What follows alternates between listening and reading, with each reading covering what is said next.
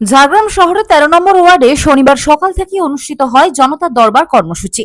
এই কর্মসূচিতে উপস্থিত ছিলেন এলাকার বিধায়ক লক্ষ্মীকান্ত সাউ। সকাল থেকেই বহু বাসিন্দা নিকাশি নালা, জমা জল, রাস্তা, ঘরবাড়ি সহ বিভিন্ন নাগরিক সমস্যা নিয়ে জনতার দরবারে হাজির হয়েছিলেন।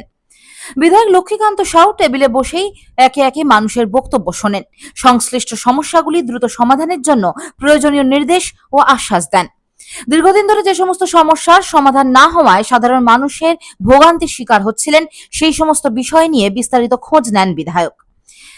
এদিন অনেকেই অভিযোগ করেন, পূর্ববর্তী সরকারের আমলে বিভিন্ন অনিয়ম, দুর্নীতি ও হুমকির পরিবেশের কারণে তারা সমস্যার কথা তুলে ধরতে পারেননি, অভিযোগও করতে পারেননি। সেই সমস্ত অভিযোগ মনোযোগ দিয়ে শোনেন বিধায়ক। লক্ষ্মীকান্ত সাউ জানান, মানুষের সমস্যা শুনে দ্রুত সমাধানের পথ খুঁজে বের করাই জনতার দরবারের মূল উদ্দেশ্য। আগামী দিনে পর্যায়ক্রমে এই সমস্ত সমস্যার সমাধান করা হবে। সাধারণ মানুষের স্বার্থেই কাজ চালিয়ে যাবে প্রশাসন এবং জনপ্রতিনিধিরা, এমনটাও জানান বিধায়ক লক্ষ্মীকান্ত সাউ।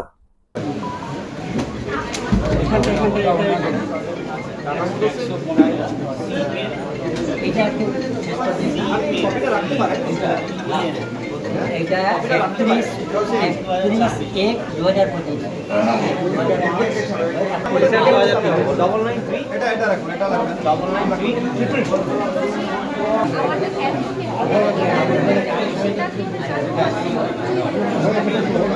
এটা হলেই আমাদের হয়ে যাবে। ঠিক আছে,